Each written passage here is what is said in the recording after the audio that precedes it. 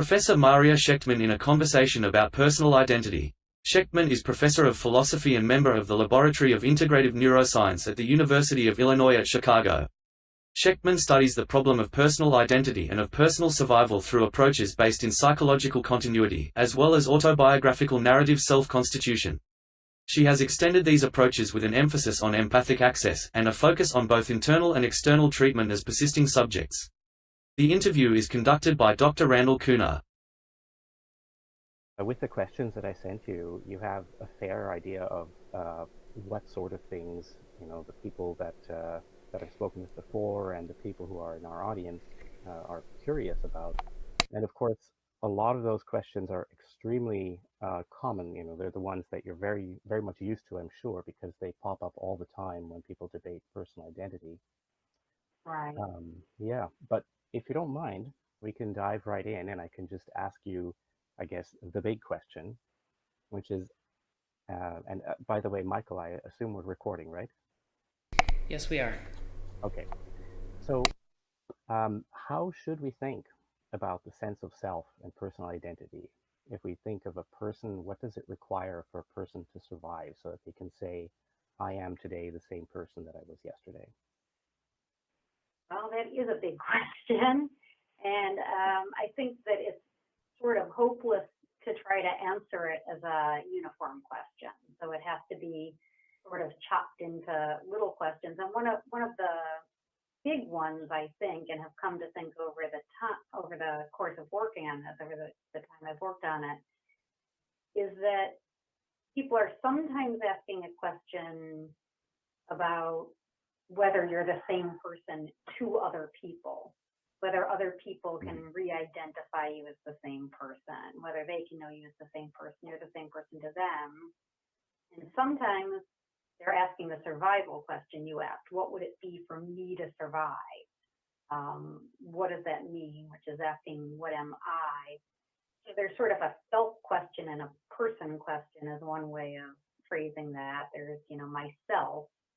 What I am to myself, my sense of self, what would be survival for me?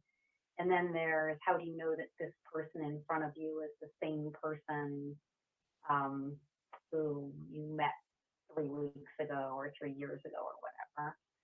And those aren't exactly the same question, but they probably should have something to do with one another. And I think that one of the interesting questions is, what do they have to do with one another? And I think that this has been at the heart of a lot of philosophical discussion about this, and also popular thought about it, sci-fi and so on, which is, to what extent do I need to be the same person for other people to be the same person for myself? How much is being the same self or being the same person connected to the ways in which I'm able to carry on relationships and interactions with people? So I think, we get into, that's one way of chopping it up. And then there's another way of chopping it up, which I think the question, which has to do with something that you could call a more literal and a more metaphorical sense of self, although I don't know that that's the best way to put it, which is we often talk about becoming a different person, either from the inside or the outside, if somebody changes a lot, if they undergo a religious conversion, if they change their political views, if they get old and jaded and, lose all their dreams and so on.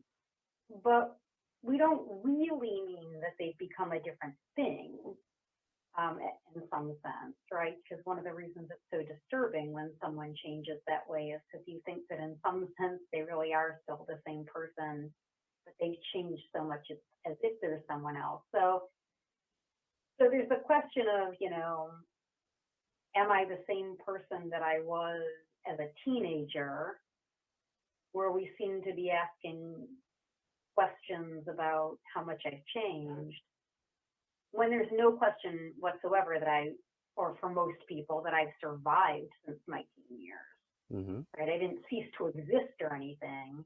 In some sense, it's clearly still me. So there's a lot of space there, and maybe I'll stop for a minute and see which part of it you want to. Yeah, I mean, both parts are really interesting if there is a large amount of debate about both parts. We've mostly talked about the second one, about how you can tell if you yourself have survived, if you are still the same person, because it seemed as if the other question was, mm, if not easy, at least one where there seemed to be more consensus. Um, but that may be wrong because I'm not an expert, that's for sure. Um, Now, I'm interested though because you mentioned that in some sense we don't assume that a person can really become a different person um, just because they were different as a person in terms of characteristics when they were 5 years old or now. Um, but I mean, one could otherwise, or could just posit that those two things are completely separated, that personal identity and personal survival, that they are just that they're, the connection is very tenuous, that say you could survive but be a different person, just like, say, someone who has dementia may not remember anything about their previous self and be a very different person. Um, so I'm wondering, I mean, is it just that we have intuitions about if this person has the same body, then this is the same person? That's what makes us say, no, obviously this has to still be the same person, even if they seem really different. Or would it be more correct to say, yes, we can become different persons? Our personal identity can change so much that you could say the same person has not survived, um, even in the same body.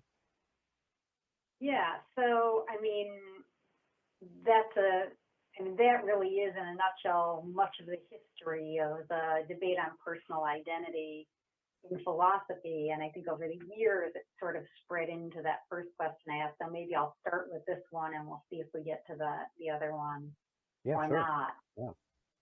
So, I mean, a lot of the way that philosophers talk about personal identity now comes from John Locke, who was hardly the first person to think of this, but was the first person to write about it in this way, who just said, look, it's one thing to be, he said, the same man, I'll say the same human organism. It's one thing to be the same human organism.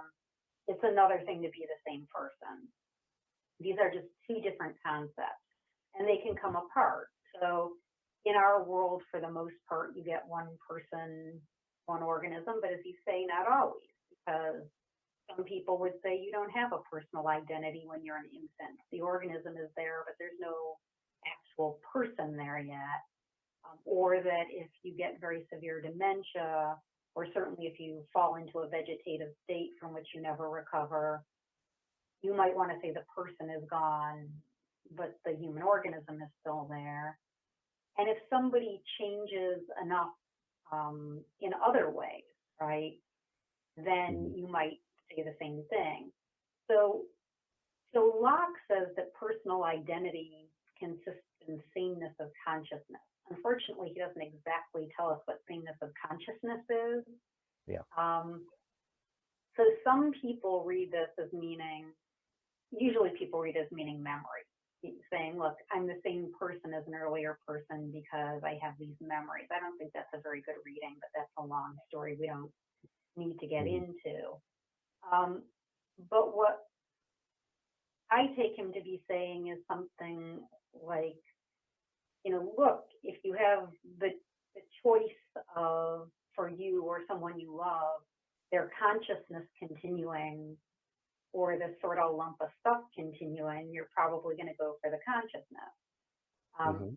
In our observation, you usually have to have the lump of stuff continuing and working pretty well for the consciousness to continue, but certainly there are many religious traditions in which consciousness continues after the death of the body. There are reports of near-death experiences which, whether you accept them or not, right, are descriptions of what it would be like for consciousness to continue separate from the body.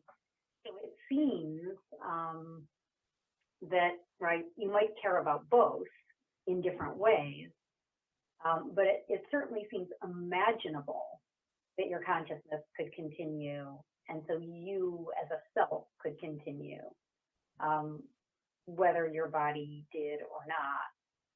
And then we have plenty of fables, and again, science fiction abounds, right? We got all kinds of stories where people are in different bodies through enchantment or technology or whatever you want, right? Or worlds in which when your body wears out, you get a new one. And wouldn't you count that as a form of survival? Wouldn't you just get moved to the new body in such a case? And so that's the intuition that people are after.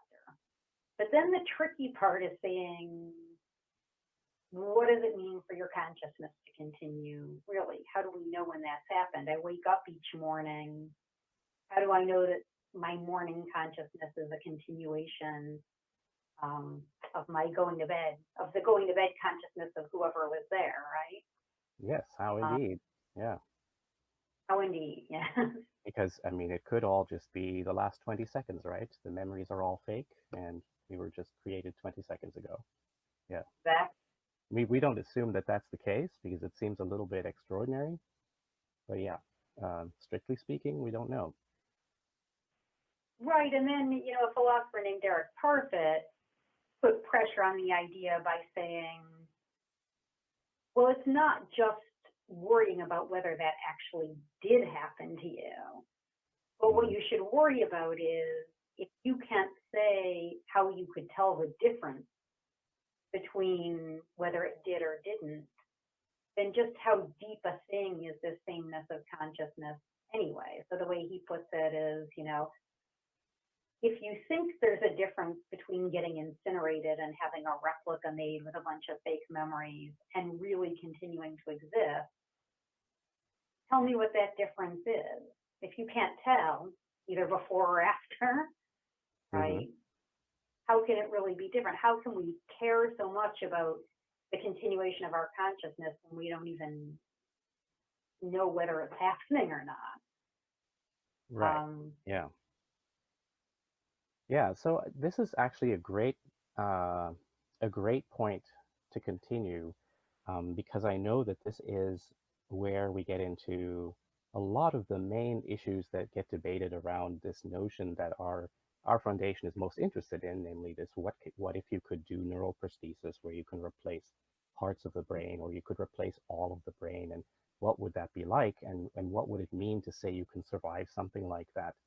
Now, you mentioned Derek Parfit, and of course, Parfit is the one to point to who would say, well, all of these things probably don't matter so much if you constructed a person with the same brain that you have somewhere elsewhere on the planet, and whatever the reason for that, whether there's even a causal connection or not. At some point, he even gave up on the idea that there had to be a causal connection. This could be construed as you surviving that procedure. Now, from the limited reading that I've done of your previous materials, and some of it was unfortunately a bit old. I just read one that was from 2001. It seemed to me that you agree in part with Derek Parfit's approach, but you don't really agree with either his conclusion or that it was quite enough. And I believe you introduced notions such as empathic access, and I'm very curious to understand more about where you take a different path than, say, with Derek Parfit. Well, so the empathic access thing is yet another thing in a way. So let me try to go in stages. It's always so hard because I'm trying to say everything, and I'm trying to think of what's really crucial here. So so I think Parfit raises a real challenge. I mean, it bothered me a lot, not just as a philosopher who had to respond to it, but as a person thinking, yeah, it seems so important for my consciousness to continue. And yet, what is the difference between getting replicated and continuing? Well, the obvious difference is it's, a different mechanism that's generating the consciousness, but why should that matter? I never cared about that before, and our cells are turning over, so who cares, right? Stuff is changing in our body all the time. It's never really the same stuff, so why would it matter? The sort of cases, that you raise. what if, someone just took out my brain and put in a prosthetic one? And one thing I want to say is that over time, I've really come to believe that a lot of this is a kind of empirical question in a strange way. So, Parfit never worries about whether this kind of technology is possible or not, because he said it doesn't matter whether it's possible. This is a thought experiment. Mm-hmm. What if this could happen? If you can imagine it and you don't know what to say about it, you've got the same problem. But I think it will be interesting to see as it becomes more possible to really have interventions and technologies that substantially change the way we think about our embodiment. Yeah. What happens to our concerns about survival, our notions about identity? They might change in ways so that there's no longer a yes/no answer to the question. So one of the thought experiments that Parfit uses, as I'm sure you're well aware, and again, it's a plot in lots and lots of stories throughout history, is one where someone somehow splits in two, right? Mm-hmm. So you think, well, if my consciousness continues on, right, even if I had to put it in another body, but it was my consciousness, that would be me. Well, once you can do it once, you can do it twice, right? Because some way or other, you'll be able to replicate the thing. So what if somehow, instead of making one copy of me, which I would have been content with and thought was me, you make two? I can't be identical to two people, right? Mm-hmm. I can't be both of them, but I'm not just one or just the other. So then what happens to me, and what Parfit concludes there is, well, I don't strictly speaking continue to exist, but because I can't be identical to two future people, so I can't be both of them, and I'm not one or the other. The most obvious thing to say is I went out of existence, but I still have everything I care about, double. Right. Yeah. Yeah, that's an interesting point because when it comes to those kinds of, I guess right now they're still thought experiments, but in some future case they may not be just thought experiments. Oftentimes this leads to this strange construct where a claim could be made where if you just make one copy and the original can't survive that process or whatever, then it's fine because then you just have one identity continuing and therefore you survived. But if you have two copies or three copies or four, then you're branching into so many copies that all share your memories and your characteristics, and all of them are completely convinced that they are you, because you could construct them in an isolated room where they have no idea that there are any other copies. But somehow having multiples would then mean that you didn't survive because your identity can't possibly be duplicated. But if there was only one, then you would. But how could survival possibly depend on something like that, especially if you didn't necessarily even know whether there were any duplicates?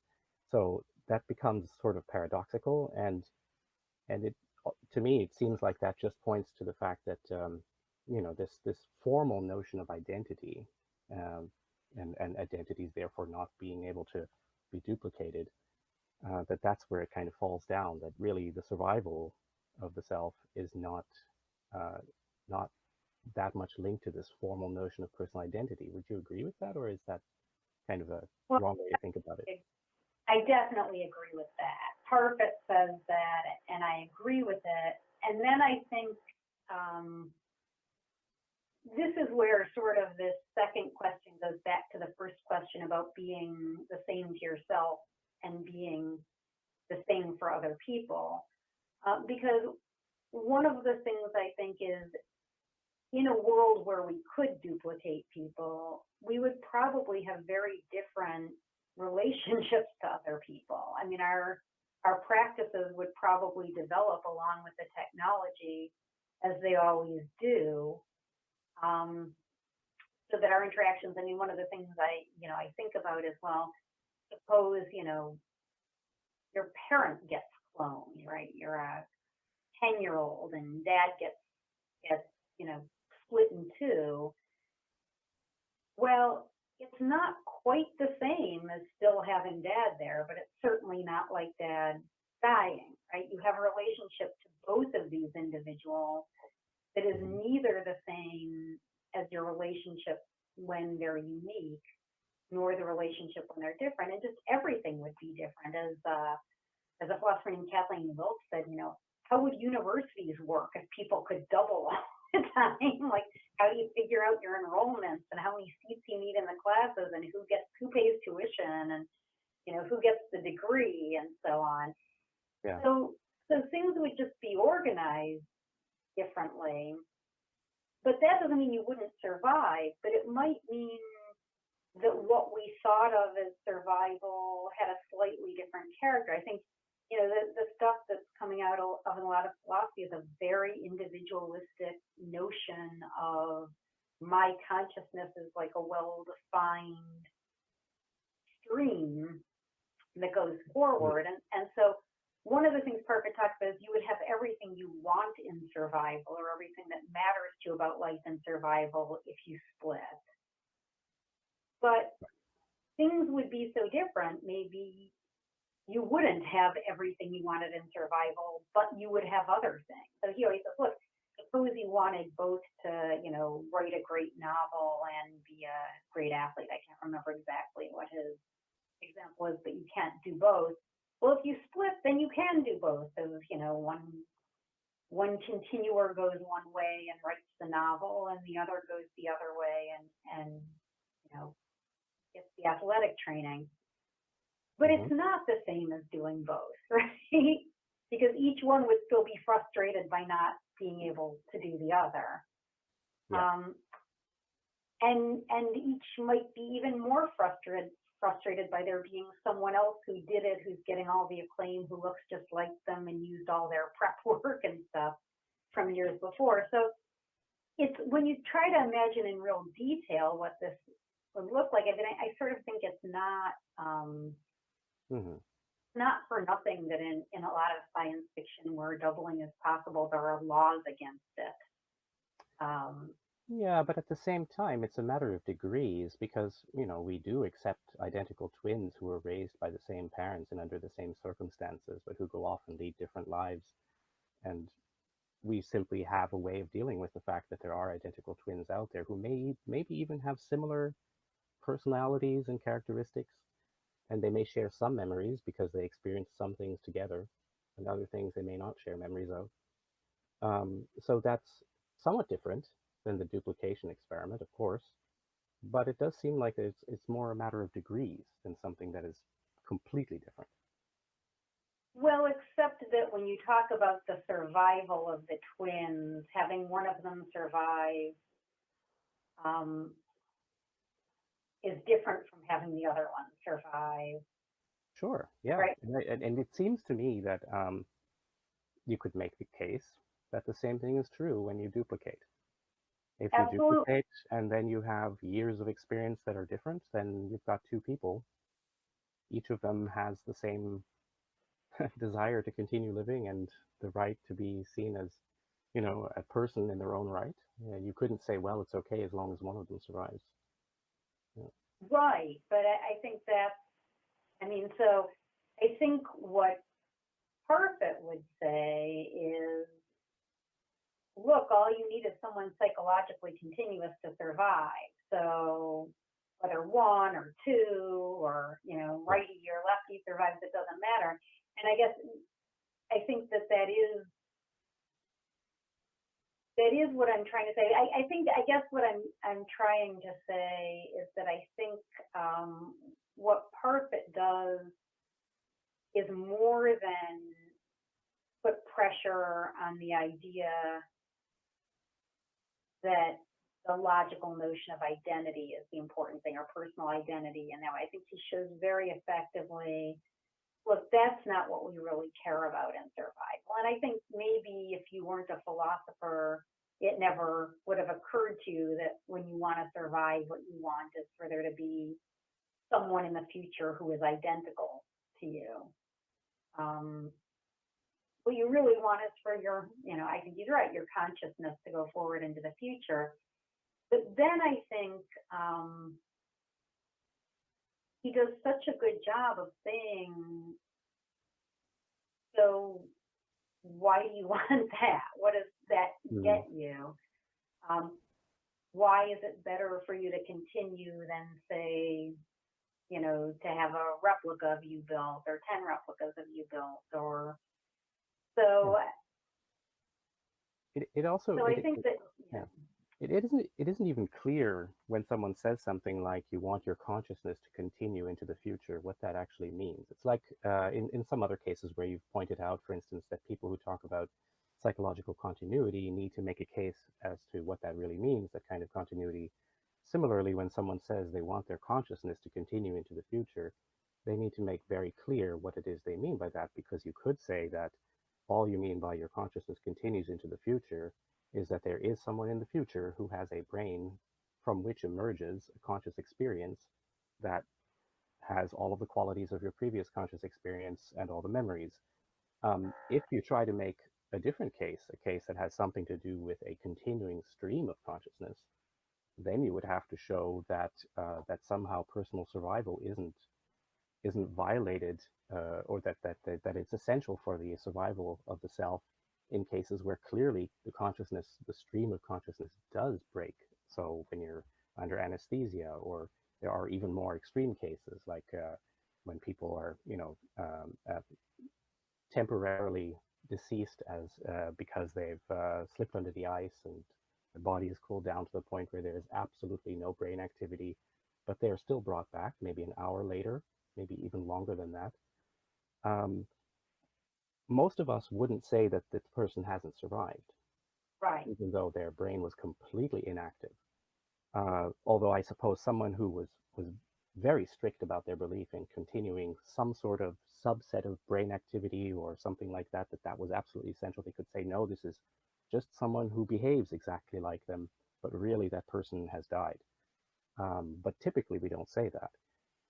So it becomes extremely difficult to defend the point where you say, well, your consciousness has to somehow survive into the future, to point out exactly what it is that that couldn't make it through if, say, you used a teleporter or Right. let's say not a teleporter, but a replication machine, and just built a new you somewhere.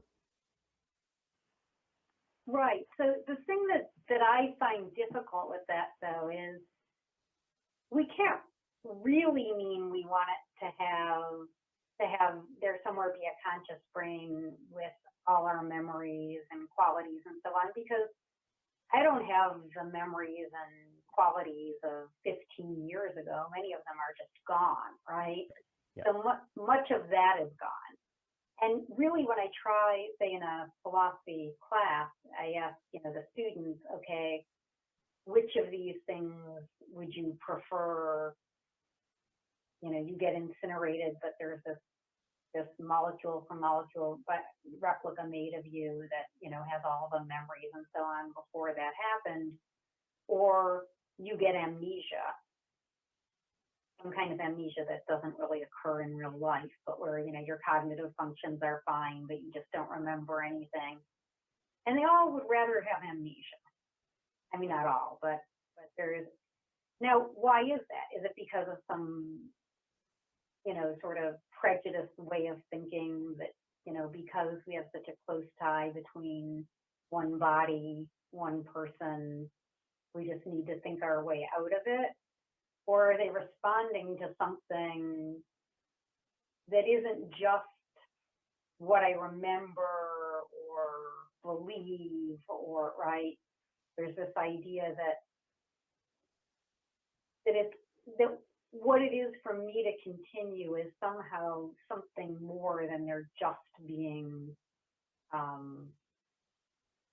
contents of consciousness like the ones that I have now in the future, or these memories being continued. Mm-hmm.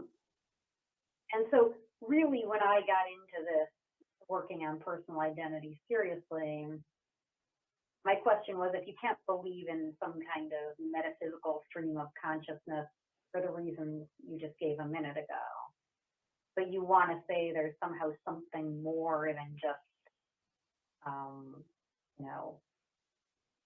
somebody who's thinking the same thoughts you were thinking, or has the same beliefs, or can remember or have experience memories like experiences of the same thing, what would that something more be? And that's kind of what I've been working on ever since, in one way or another.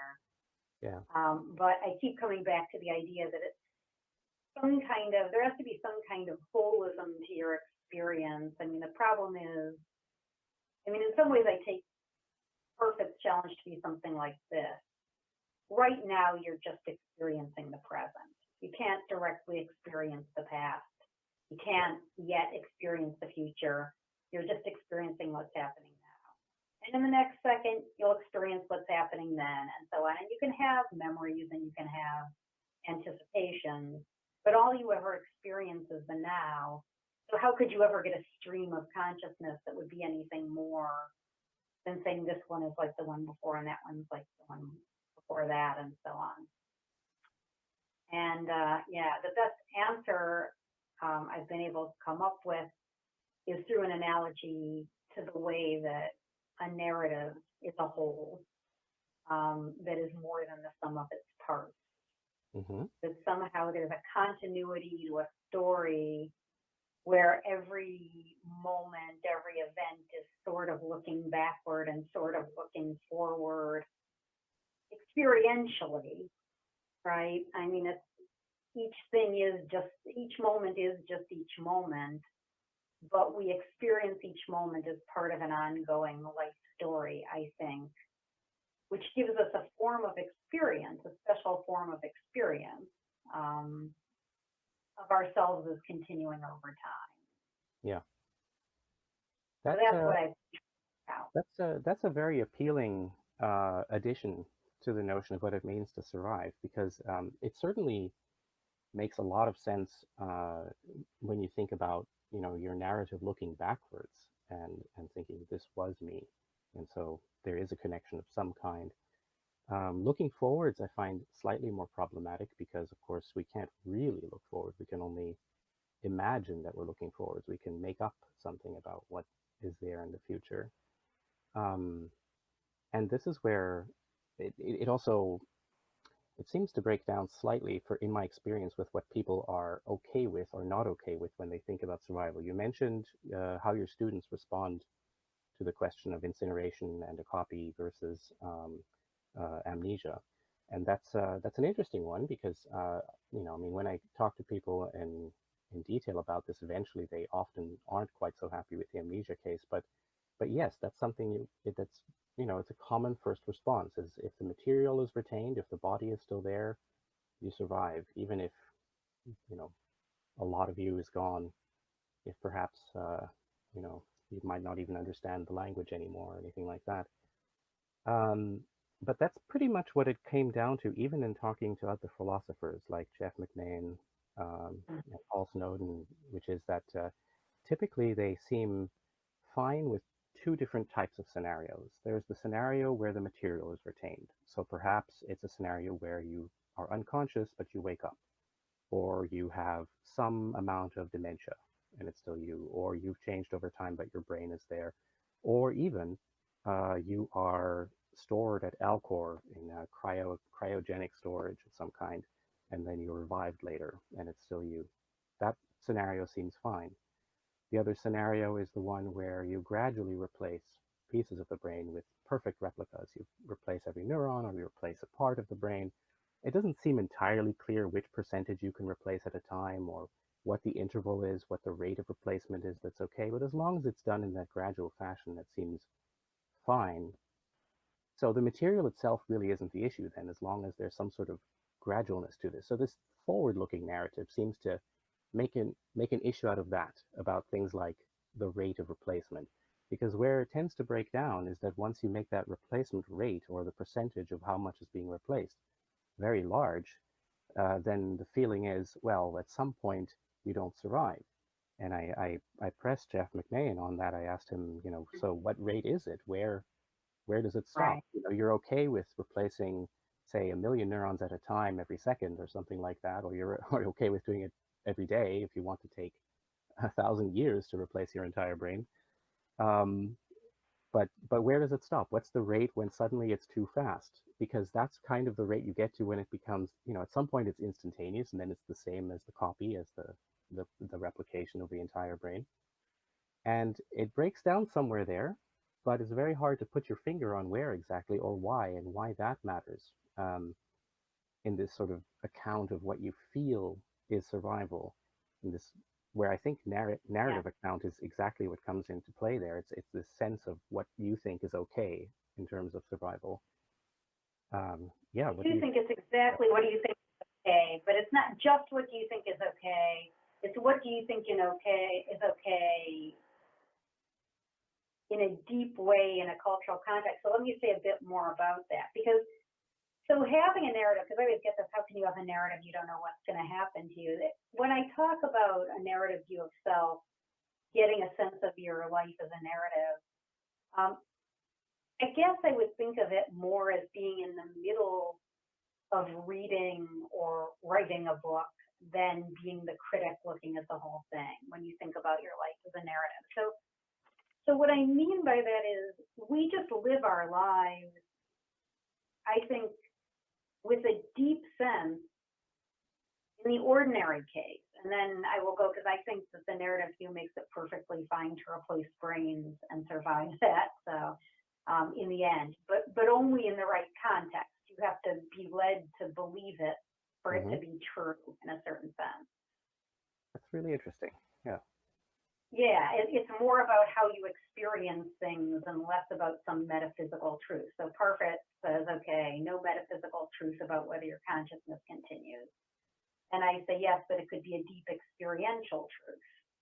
Just like people who think you can dissolve the self through meditation, like you probably can, right? Because you're not experiencing, I mean, if you get to achieve a state where you're not looking backward or forward, your consciousness is going to be really different than if you live like us, where we're always thinking backward and forward. So to say that you have a narrative sense of self, the way I think about it, so this is again where other people come in, is we just probably, partly for good evolutionary reasons, I mean, you could certainly make up a story if you wanted to, but also because of the way our lives are organized and socialization, we walk around with a really robust sense of ourselves as beings living a human life, from cradle to grave, and maybe beyond, and maybe before, but at least that, right? And so I think of myself when I was 1 year old, and I have no problem having that be part of my narrative, even though I don't remember any of that. Where I was born is part of my narrative, even though I don't remember it. So, right, I'm always walking around with this background story, which I'm always adding to. And one of the things that we experience all the time, not consciously, not reflectively, often consciously and reflectively, but much more just it's how we organize our life and interact with things, is with this rich knowledge of our historical background that brought us to this point and the way it affects what's happening now, and with the expectation that we're going to have a future. I mean, if you right now put a mask on when you go outside to walk around, it's because you think you're going to have a future and you might not want to be sick in it, right? All of these things, you don't have to think to yourself, I have a future. It's just that every moment, everything we look at. So when I sat down and, pointed the browser at the link, so much went into that already about my history, that we had made an appointment to do it, but that I've been working on personal identity for a long time, that this is a thing I do, this is my house, right? This is the place where I go if I'm going to boot up my computer. All of that is always going into a narrative. And so what I say is that we have a really robust sense of ourselves as continuing beings, continuing over time. And I think there's some, evidence of this in developmental psychology, that when preschoolers sort of start learning to self-narrate, it is also when they start, showing evidence of a sense of self and other, and, of other minds, and that Mm-hmm. distinction. So I think, and also are able to think diachronically. I mean, it's when you can start learning to be prudent a little bit, right? Look forward to what's going to happen tomorrow. Yeah. And so you want the story to go on is the thing that I think is what you want in survival. But what counts as that sort of depends how far you can imaginatively project yourself into the future past.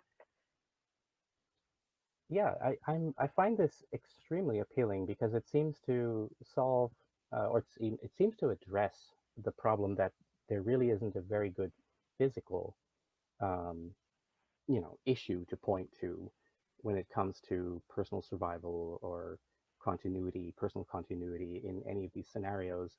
Um, but there is this intuitive sense of what is okay and what isn't. And as you said, this has a lot to do with the narrative account and what we are used to, what we have this robust feeling about, which to me sounds like it's very much it's a cultural construct almost. It's something that maybe in some cultures could even be different than in our culture, and where some things that we would find not okay, others would find okay. For instance, for personal survival, it's even more interesting to me now in the sense of thinking, well, if as a child you learn to create a narrative where you start to care about the future, you start to care about tomorrow, and you might be cautious about something today to make a better tomorrow, that this, an evolutionary aspect to that. There's a sort of, this would have been good in a natural selection context to develop something like that, where there's a narrative, because you can start doing planning into the future, long-term planning, something that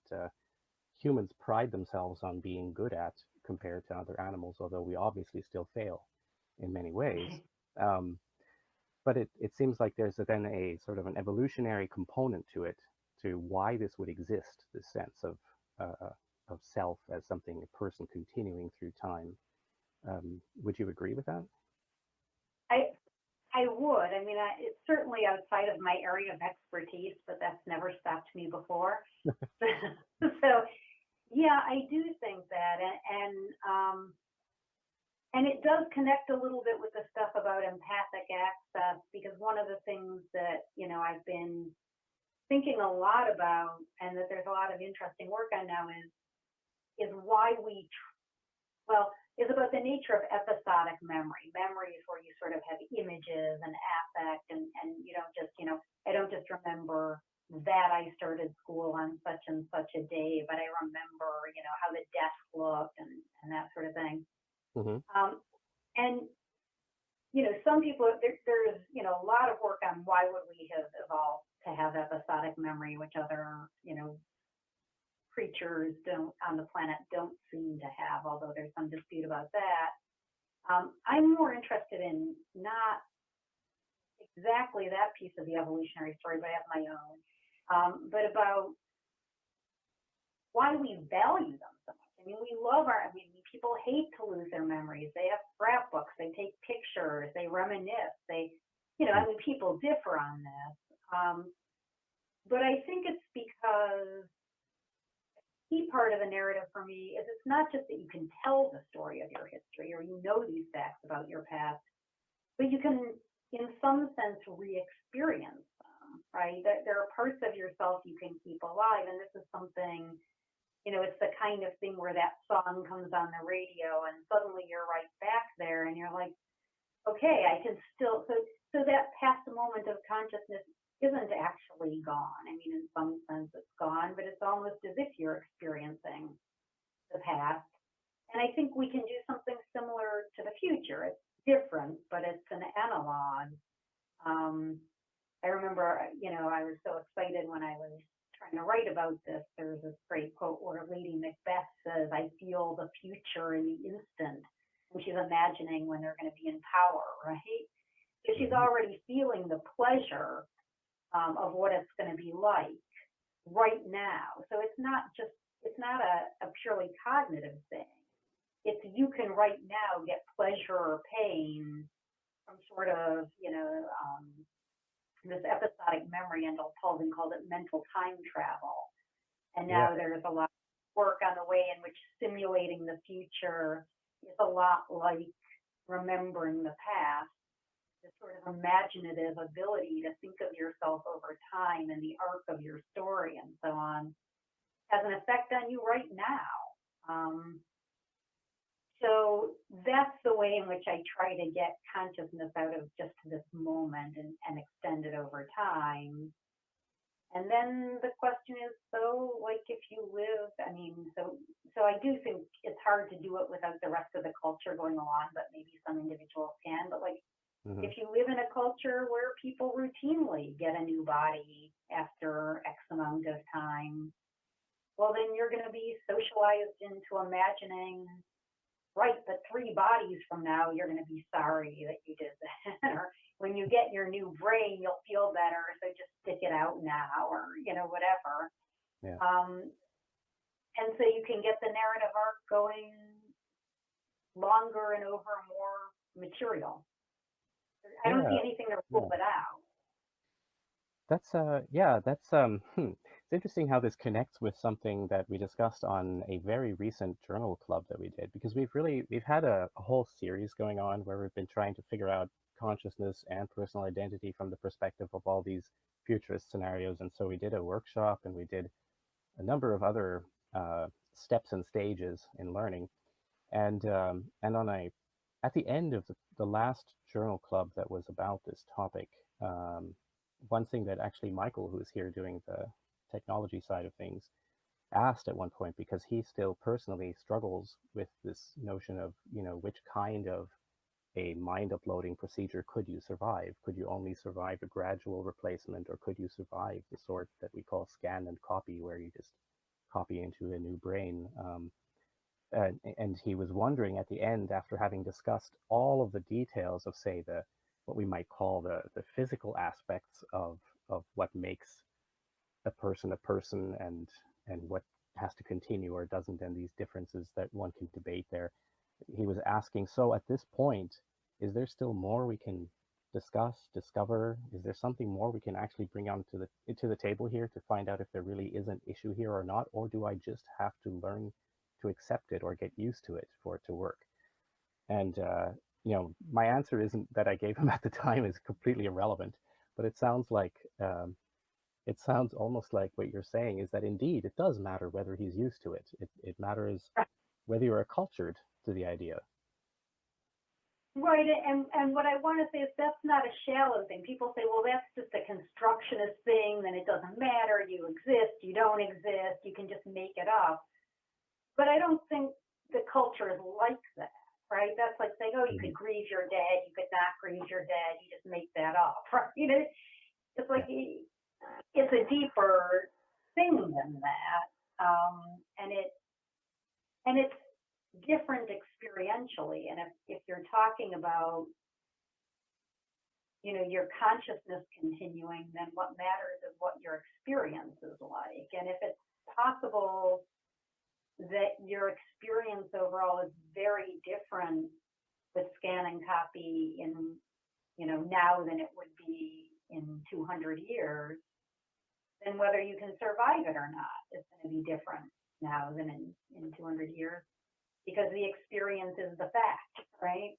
Yeah. For something like consciousness. Mm-hmm. Wow, I guess a medical person would almost say there's a placebo effect to consciousness and continuity. You have to believe Actually, it. I ended up writing a paper about deep brain stimulation and identity, just, because somebody brought it to my attention. And there was an issue, there was a conference about would you survive the deep brain stimulation. Sometimes people have these very radical and very sudden changes in personality, it seems like. So, the sort of fictionalized case study was someone who could be going for Parkinson's or depression, but after, deep brain stimulation, suddenly they have this extremely radical change in personality. And especially for depression, I guess apparently sometimes it's very difficult not only for the patient to get used to, but to families who have been, dealing with someone who is practically unable to get out of bed, who's now suddenly energetic and self-sufficient in these ways. And so one of the things I thought is, well, it depends on,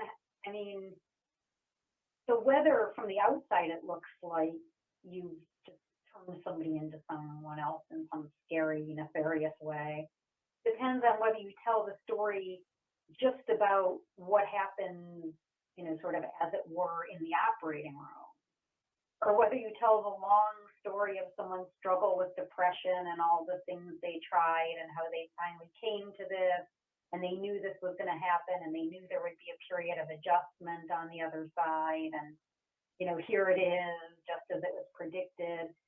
And if you tell the longer story, it suddenly looks like, yes, a longer story can contain a radical break. And, like people always say, but what about things like conversion? It's like, well, the story of the Apostle Paul is like not the story of the Apostle Paul. Let's use somebody else first, right? That's that makes a lot of sense. So, but I also think that in the case of something like deep brain stimulation, then you would think that, so it matters how you prepare the patient to think about the story of what's happening both before and after, and to remind people afterward of what the story was before, and to link those up. But again, it has to be not just a sort of story you can tell cognitively or reflectively, but something you can internalize.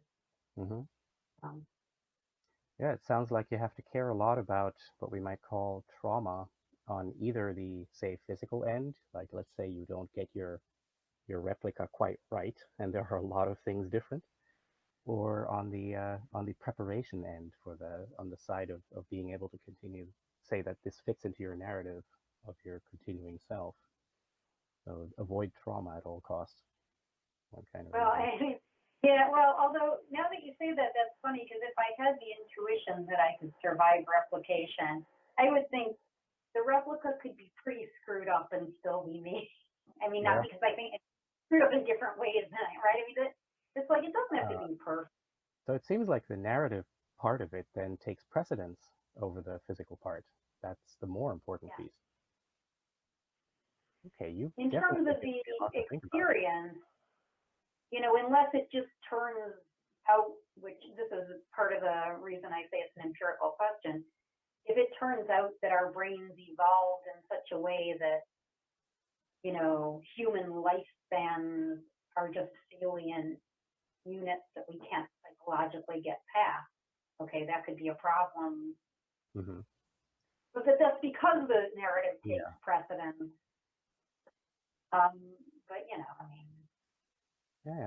This has been extremely interesting. Now, usually when we get to the point where, let's say, we've talked for a sufficiently long time and we've kind of discussed all these points, then I tend to ask, well, is there anything else that you feel that people should know that we haven't talked about? But before we jump in there, in this case, because it so happens that Michael's right here, and I was just mentioning his discomfort and what it feels like I was speaking on his behalf or trying to make, I shouldn't do that. I shouldn't attempt to speak for him when he's right here. Did I get that right? Is there some other bit about this that you would like to ask or say, Michael? I think you explained my position quite well. I do have this fixation that there has to be some other level of continuity to mind uploading when it comes to personal survival, something that has a higher continuity than scan and copy, because I have trouble seeing the continuity in the self going from just a continuity of information.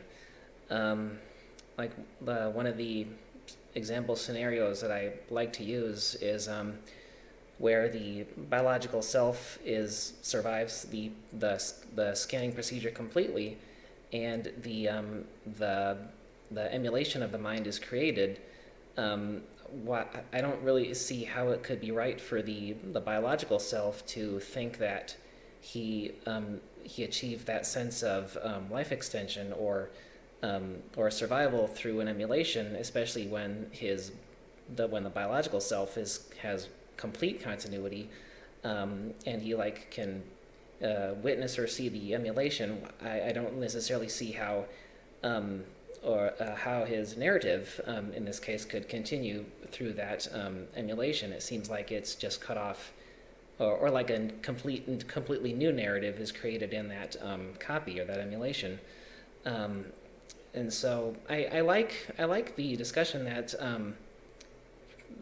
personal identity seems to be like shouldn't be taken just as like an unnecessary thing, like something that you should just forget completely and just accept that minimal level of continuity. And so then one issue that I see is when it comes to the technological challenge to having a mind uploading procedure that is widely accepted. I can see how that's going to be, if you're going to go with the process that it has to adhere to each individual's personal sense of narrative, which I would be happy with if that was possible. But then when you're turning that into like a technological or engineering challenge, it seems like that's going to have different complications for each individual, because the more continuity that you have to include in the mind uploading procedure, the more difficult that it is. And so, I mean, I could see how that might be just a problem that can't be circumvented. But like as far as is that something that, I guess my question then ultimately is, when you're talking about the challenge of creating a successful mind upload that does have a widely accepted preservation of personal identity, does that mean that the procedure is going to have to be different to suit the individual and adhere to their sense of personal narrative? That's a big question. So, because what it presses me on is what is a sense of personal narrative, right? And so here's a way of thinking about it. I mean, well, it's very helpful. It opens up a whole new kind of form. So, like, when it's time to stop talking, just tell me. Yeah, I apologize. No, No problem on our end. Really getting to, and I didn't even see this myself, so you pressed me on this, because it does go back to the very first distinction I made, and how much of this is going on outside of you in your sort of culture and so on. How much work is getting done from the outside and from people recognizing you and treating you as the same person and so on. Because one of the problems I have with the narrative view that I've never solved is then it sounds like if you don't think you would survive replication, if someone replicates you, whether you survive or not depends on whether you find out they did, right? They replicate you and take the person off to another planet, you never know it. You'll keep narrating your story just the same. But if you see the replica, then you'll get all freaked out and it will disrupt your story, right? But that can't be right.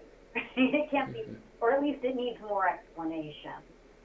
And so I think this is how it goes back to the notion of identity and oneness and what's special about oneness and all that.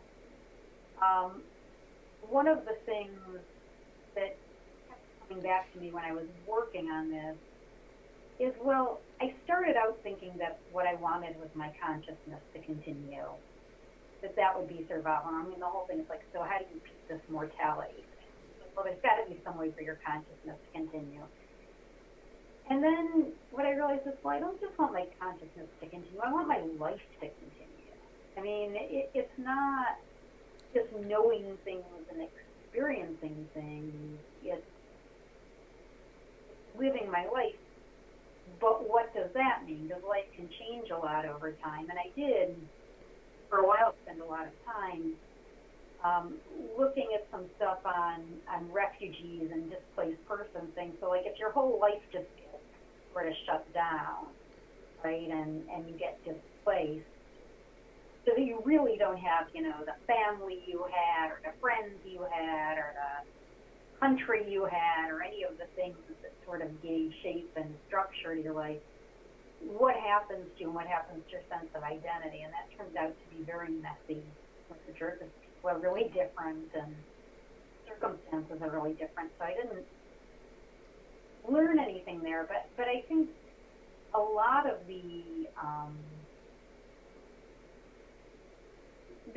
idea of a narrative does sort of have a notion of oneness, singleness in it. There's one story going on here, and if it breaks off into two storylines, what do you do about that?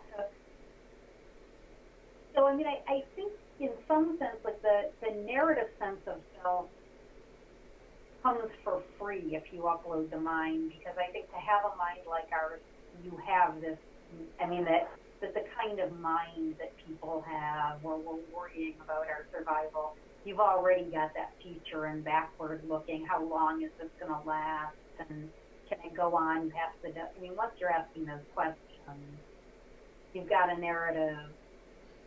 You're thinking of your life as a narrative. So wanting your life to go on is like wanting the story to go on. I don't want the story to end, right? Mm-hmm. And so if you think of mind uploading, you get a narrative sense of self, but then there's the duplicate. I mean, plus you get all the backstory. I mean, the particular story would be there if you uploaded the memories and so on. It isn't a separate thing that you would upload. But one of the questions is, I mean, there's the question of how many could you make. There's also a question of how different a vehicle could the upload, right, go to. So that's another question I ask students to get at this sort of life versus consciousness thing. Is it okay if it's just like on a server somewhere? Does it have to feel like you're in a world? If it is just on a server somewhere and you have to like feel like you're in the world doing things, which activities could you give up? What kinds of, and still think that you are continuing your life? Could it be disembodied? Could it be in a really different body? When does the narrative break? So I don't know if that really answered your question, but it's, I think, a way of saying,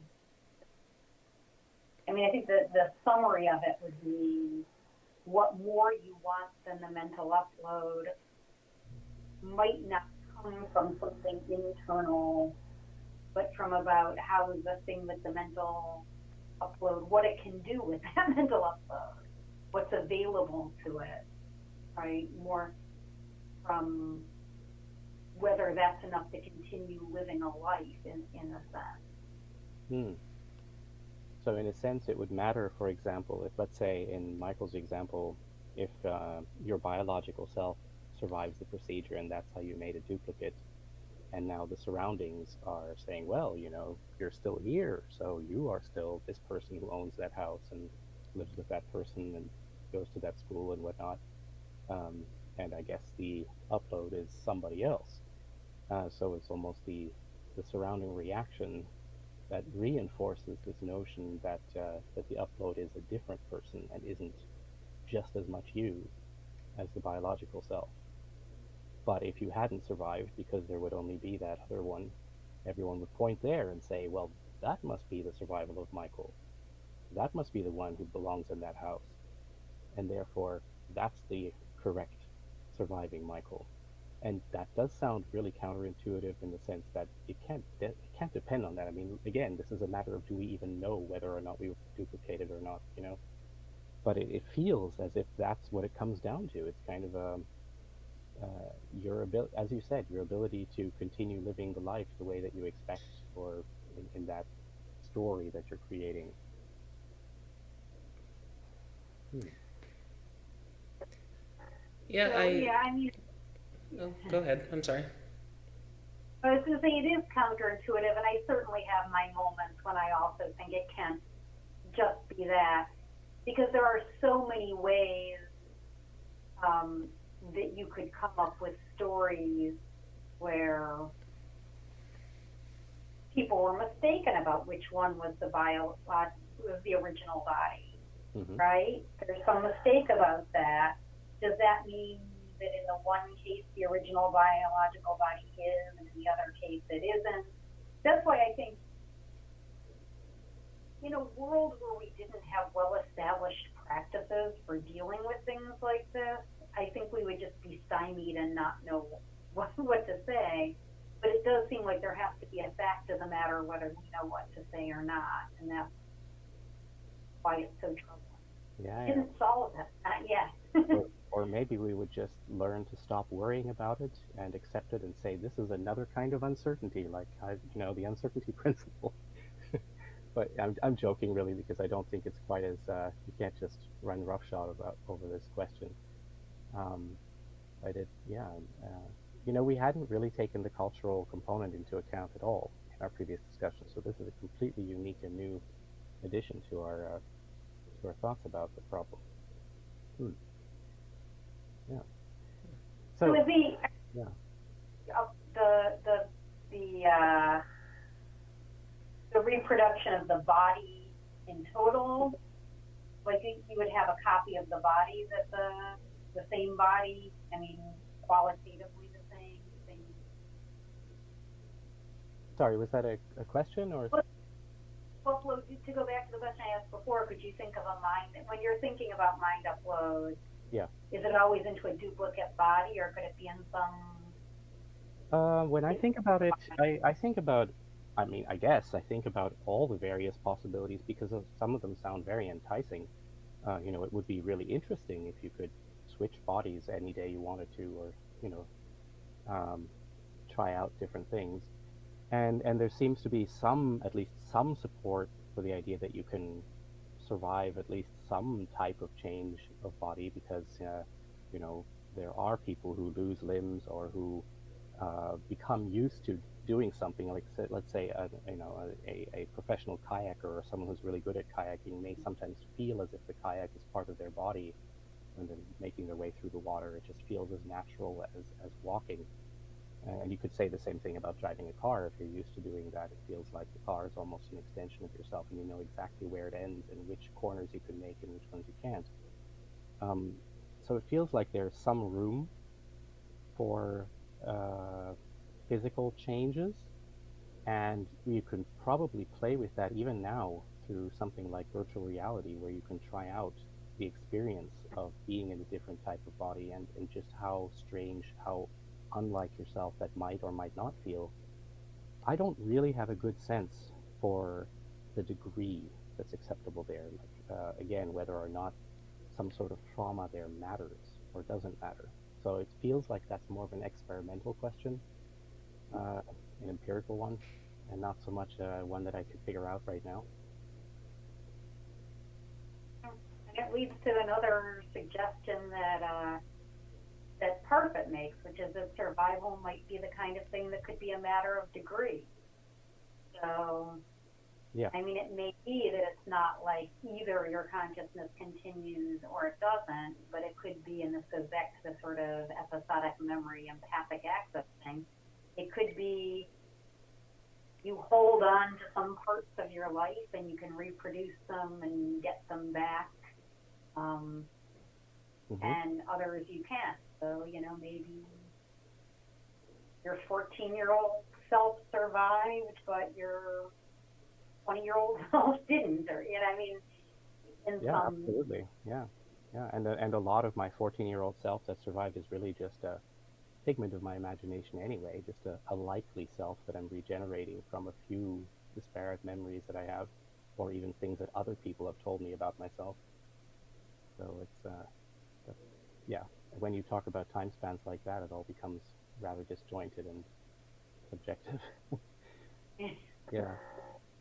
So this has been extremely interesting, and now I guess I do get to ask you, is there something that we forgot to talk about?